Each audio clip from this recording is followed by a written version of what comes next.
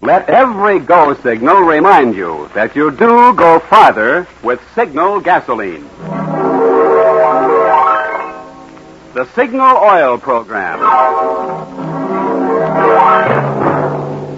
The Signal Oil Company and your neighborhood signal dealer bring you another curious story by The Whistler. Tonight, Lie or Consequences.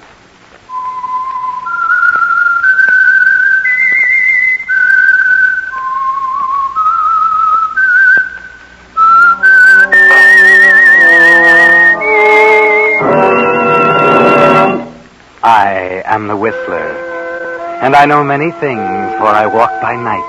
I know many strange tales, many secrets hidden in the hearts of men and women who have stepped into the shadows. Presently I'll tell you of nameless terrors of which they dare not speak.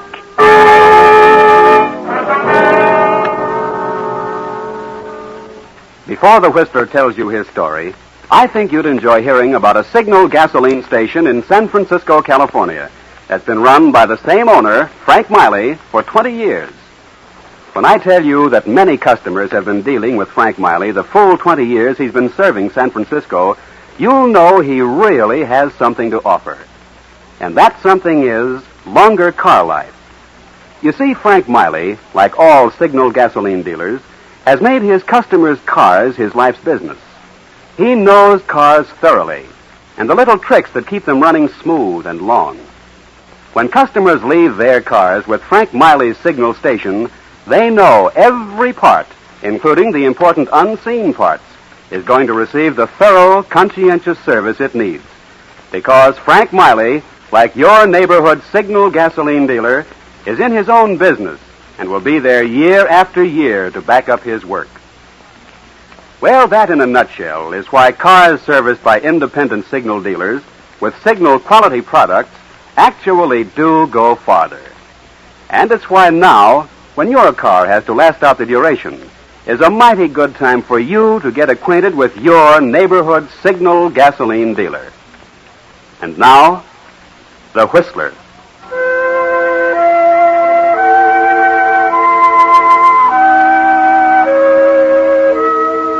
To the men who live by matching wits with the hardened criminals who deal in narcotics, the threat of violence is always present.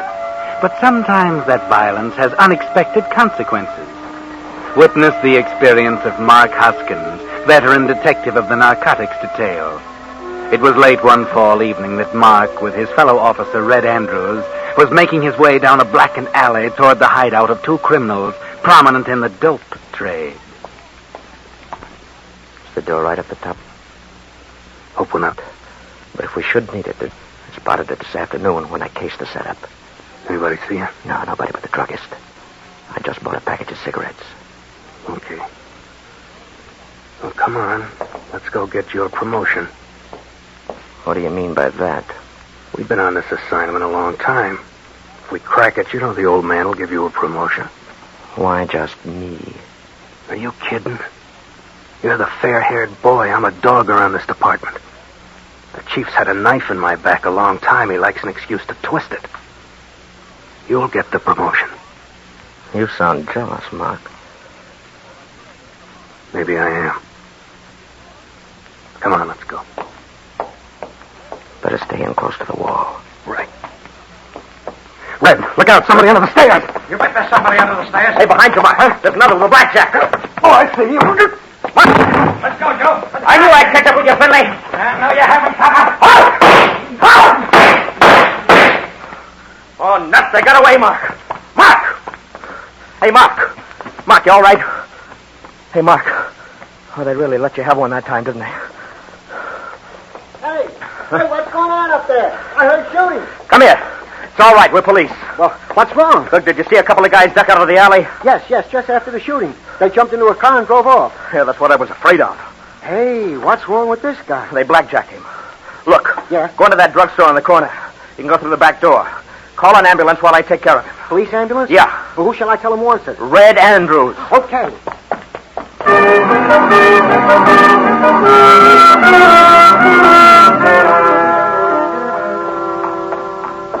Hey, where did you come from? The alley. I came in the back door. Look, there's a cop out there hurt.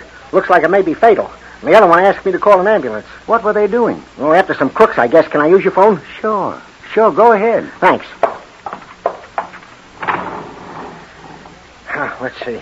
There's the police department number. There. Wonder how bad that guy's hurt.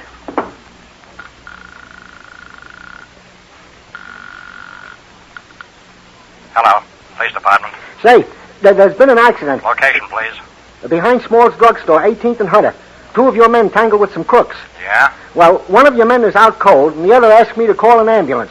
My name is Peters. What about the crooks? Oh, they got away, both of them. Our man badly hurt? Yes. The other one said his name was Red Andrews, asked me to hurry in here and phone. He was working over the one that was out. Okay, we'll get a car right over. Thanks. Goodbye. Say, did I hear another shot while I was in there? Sounded like it. Well, I better go see, I guess. I'd go with you, only I'm alone here. Can't leave my store unattended, you know. I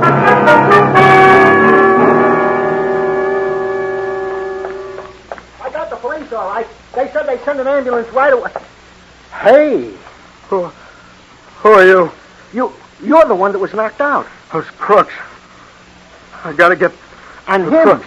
Look, he's hurt now. I gotta get those crooks. Yeah. Now, look, just take it easy. An ambulance is coming. I got to take a look at this. Hey, this man isn't just hurt. He's dead.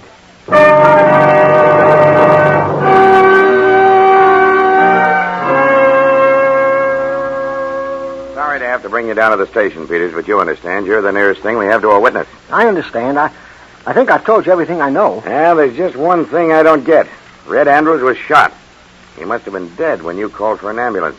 No, I don't think so. He's the one who asked me to call. Oh. It was the other guy who was out. Mm-hmm. Andrews was kneeling down over him. But, well, when I got back, Andrews was dead and the other guy was up. He was walking around kind of like he was in a daze. Yeah, I see. Well, we're not going to hold you, of course, but we'd like to be sure you stay in town. Oh, of course. Well, all right, that's all for now. I want to get over to the hospital and see Hoskins.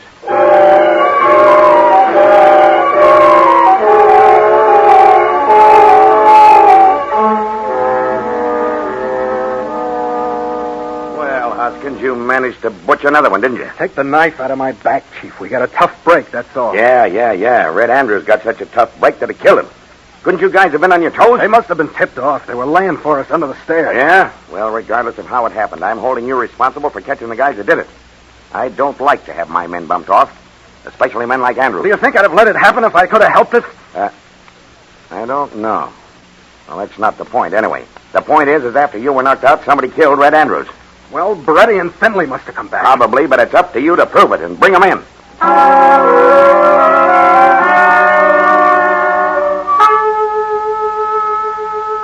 Well, Mark, some rather startling developments took place while you were unconscious.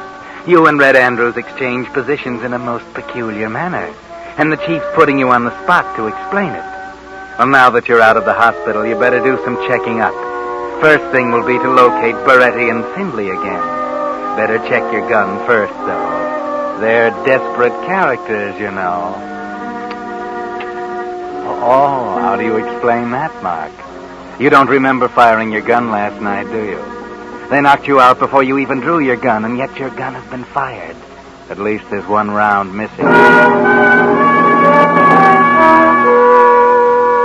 And now, back at the scene of the crime, you've found another clue. An empty shell from your gun. Some shells from Andrew's gun, too, but they were fired after you were knocked out. So your gun had been fired, and now you know where. At the spot where Red was shot. Does that suggest anything to you, Mark? No, it couldn't be. I didn't like him, but I couldn't have been that much out of my head. Could I? I've got to find out more about this.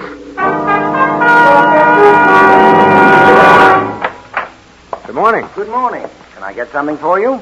Were you the druggist on duty here last night? Yes, it's hard to get help these days. I have to work night and day. Yeah, I understand a guy called an ambulance from here last night. Yes, that's right. Did he say anything to you? Just that there were a couple of officers in the alley and that one of them had been hurt. I see. How long was he in here? Oh, about 4 minutes, I guess. Did you see anyone else while he was phoning? No. No, I didn't. But see here. Who are you? I'm the guy that was knocked out. Oh. Well, you seem to have recovered. Yeah, outside of a lump on the back of my head. Well, the fella didn't tell me anything other than the report he made to the police. Okay. Thanks.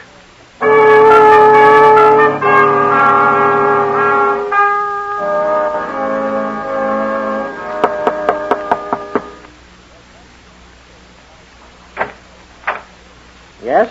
Is your name Peters? Yes. You're the guy who called the ambulance about that affair behind Small's drugstore last night, aren't you? That's right. Come in. Oh, thanks. They told me at the department you'd probably be willing to answer some questions. And, who are you?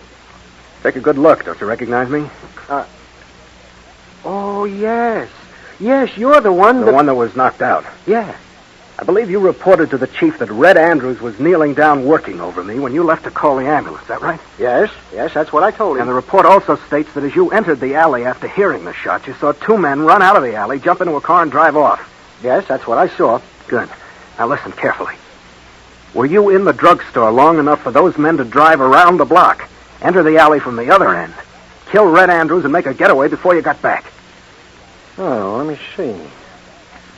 I imagine it took less than 5 minutes, but, well, yes, I believe there would have been time for that. Thanks a lot, mister. I guess that just about answers my question. I've got a hunch that's exactly what happened. I beg your pardon, but I don't think so. Huh? Why not? Because when I left to call the ambulance, you were lying flat on your face across the alley. If they'd have driven back, they'd have run over you. Or, if you'd been up and around, I think they'd have shot you, too.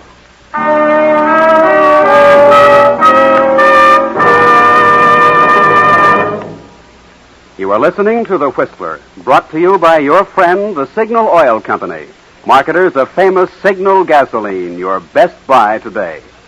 Remember to let every go signal remind you do go farther with Signal gasoline.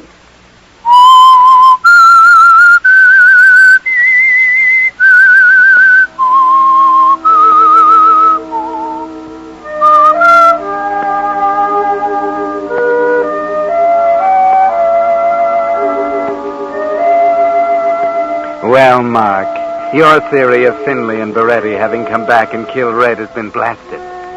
This is beginning to simmer down to far too few suspects, isn't it? From the way the evidence is pointing, you're going to be incapable of weighing it in an unbiased manner. It's placing too much suspicion on you.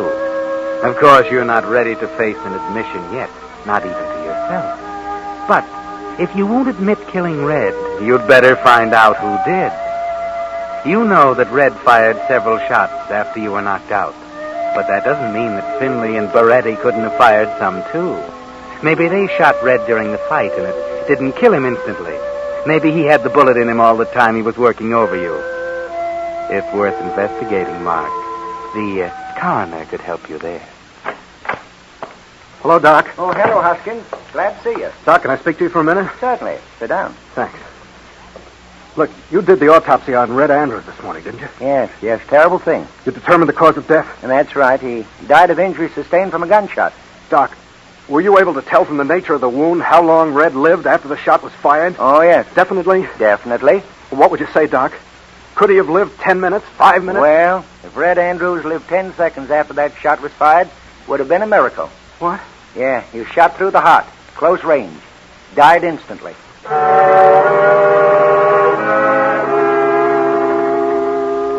Well, there goes another theory. Red couldn't have been shot by the crooks at the start of the fight. And they couldn't have driven back in the alley without running over you. But who else could have done it? Who else had the opportunity? Silly, isn't it, to suspect yourself? But the fact remains that Red Andrews was the fair-haired boy of the department. Everybody knows that. And the chief knows that you were jealous of his position because Red stood between you and promotion. Do you suppose it could have been possible that your subconscious resentment of Red could have been translated into irresponsible action while you were knocked out? Possibility or not, you better crack this thing before the chief gets such an idea, or before he puts someone else on the case to start prying around. Oh, hello, Hoskins. Hi. Say, did the lab stuff on Andrews come through you? Yes, I did the analysis. You handled the ballistics report, huh? Yes, a bullet was fired at close range from a .38 service pistol. Oh, was, huh? Yes, probably by a gun that had been stolen from some officer. Probably. Did you retrieve the bullet? Yes. Mind if I have a look at it? Oh, sure. I have it right here. Here you are. Would it be all right if I borrowed it? Huh? The chief's assigned me to the case. I want to make a comparison, okay? Oh, well, I guess it's all right. If you'll be personally responsible for it. Yeah, sure. Yeah, but you'll be sure to take good care of it, all right.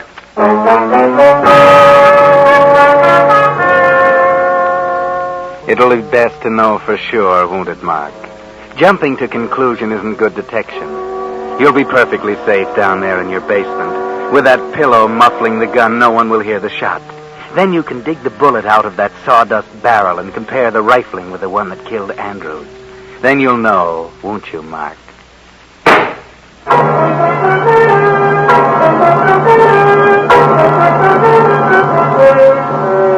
Well, now there can be no doubt.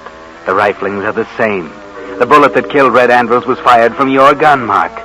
Looks as though you'd solved the murder beyond a reasonable doubt. All the circumstances have pointed toward you all along. And now you've found the clinching clue. Maybe it would be best if you try to cover up what you know. Or is it too late? Does the chief know something, too? Could that be why he's sent for you? Hoskins, I don't understand it. Here we got a clear-cut case of first-degree murder. Motive, opportunity, corpus electi, everything. And yet you stammer around about the proof. Well, it seems obvious who killed Red. Does it? Certainly. The crooks you were after. So bring him in.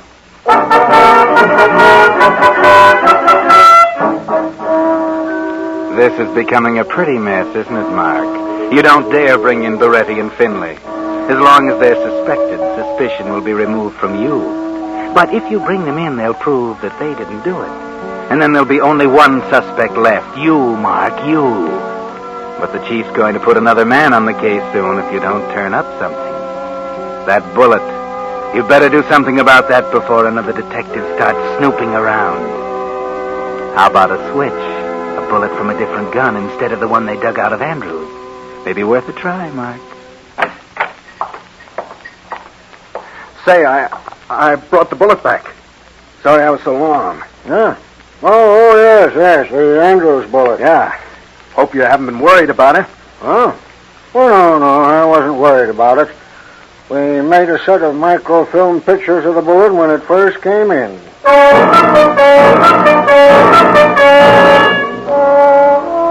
Pictures of the right bullet. And now you've substituted another. That'll look mighty bad for you, Mark. You're getting in deeper and deeper, aren't you, Mark? First, your own deduction has stamped you as a criminal, guilty of manslaughter. Now your efforts to cover up are going to make it look like premeditated murder.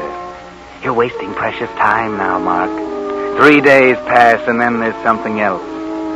What does this mean, Mark? A note asking you to see Ben Tolan, one of the best detectives on the force. The sergeant gave me your message, Ben. Oh, yes, Hoskins. Come in. I want to talk with you. You know what's happened? Oh, I don't think I do. Well, a couple of days ago, the chief assigned me to the Andrews case. Oh. I know what it'll mean to you to crack this case, and I didn't intend to get in your way. But it's a funny thing, Mark. I just did some routine checking in order to look busy, but I ran into a mighty strange thing. Oh? Yeah. I went to the lab, and they told me that you'd borrowed the bullet. Yes, I wanted to check it. Yeah, I know. And the trouble is, you got mixed up. The bullet you returned isn't the right one, Mark. What do you mean? They made a microfilm of the right one, and the one you brought back doesn't fit. Doesn't it? No. Why did you switch it, Mark?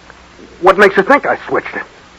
Maybe I brought back the wrong bullet, but there's no... I know you too well to think that you'd return the wrong bullet by mistake, Mark. You're too good a detective for that.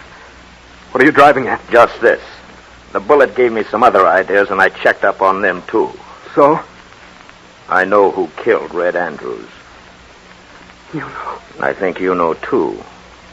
Only I decided that I'd let you crack the case if you could. Well, Mark, you still have a chance to do it.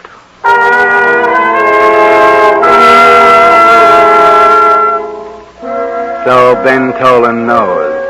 He's found out about you, hasn't he, Mark? But it would seem that he's still trying to give you a chance to confess. He thinks it might be easier on you that way, doesn't he, Mark? But he's wrong. It won't be simply a matter of a few years for manslaughter. They'll hang you, Mark. And that's what you're thinking while pacing back and forth in your room. Looks like you're trapped. The only way out doesn't make sense. Or does it? If Tolan is found dead, he can't tell. Yes. Then again, only you would know. That's a well-isolated house where Tolan lives, isn't it? Well, there he sits, Mark, completely unaware of the danger. Why don't you pull the trigger, Mark? You think it might be better to let Tolan know why he's going to die. You could take him by surprise. He hasn't a gun in sight. Tolan? What? Oh, you, Hoskins. Yeah. Surprised? Mark, what are you doing here? I've been trying to get a hold of you. What's the idea of the gun? I came to settle something with you, Tolan. What's the matter with you? You're acting screwy. You've been acting funny for days. Funny, have I? Well, maybe it's funny to you. You're not in my spot. Well, you wouldn't be in such a spot if you'd keep your head. Although I suppose the blow you received... Sure. But I'm not taking a chance on trying to prove that. What are you talking about? You're not turning in that evidence you collected, Mr. Tolan.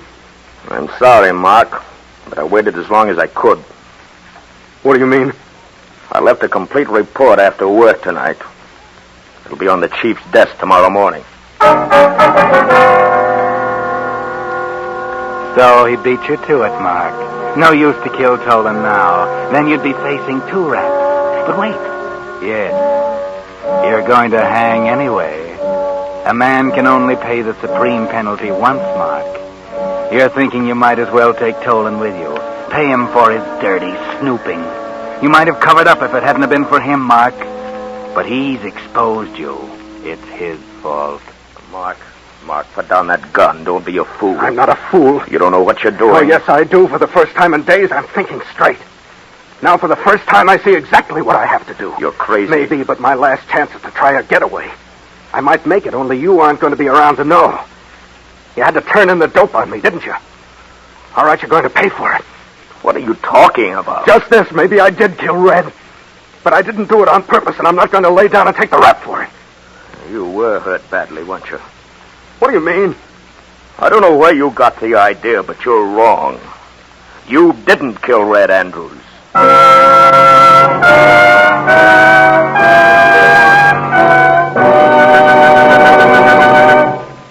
The Whistler will return in just a moment with a strange ending of tonight's tale. Meantime, here are 2 tips for making your gas ration coupons go farther. 1, accelerate gradually. Never force your motor by stepping down hard on the gas pedal. You're sure to save precious gasoline in this way. And here's the second tip. Use the gasoline that's scientifically engineered to give you maximum miles per gallon. Signal's famous Go Farther gasoline. For years, more and more Western drivers who keep careful record of mileage have been switching to Signal gasoline. Even today, although certain gasoline ingredients have gone to war, and no gasoline can give you the brilliant performance of pre-war Signal gasoline, the Signal Oil Company is still producing the finest gasoline that can be made today. And Signal still places the emphasis on miles. So the next time you trade one of your ration coupons for gasoline, remember, your best buy today is Signal Go Farther gasoline. And the place to get it is your neighborhood Signal gasoline dealer. And now, back to the Whistler.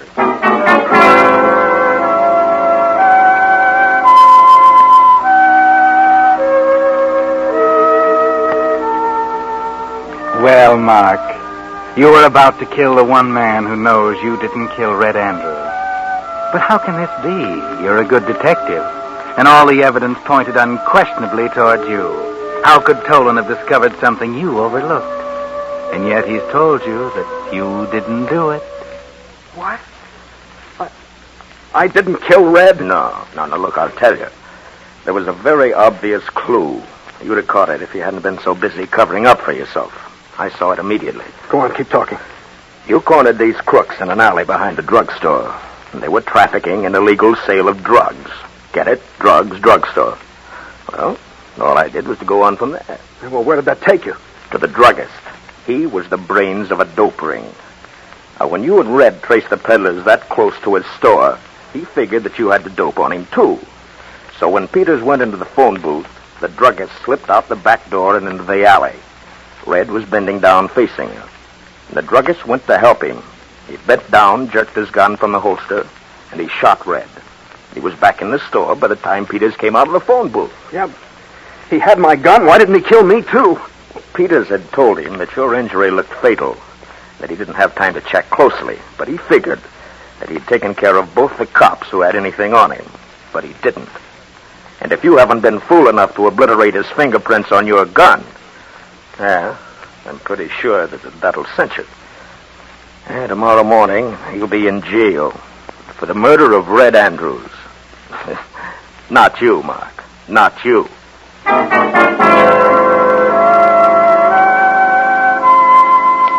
Well, Mark, you almost convicted yourself of murder, didn't you? From now on, you'd better be careful whom you decide to kill. You almost shot Tolan, and Tolan is the one who saved your hide from yourself, Mark.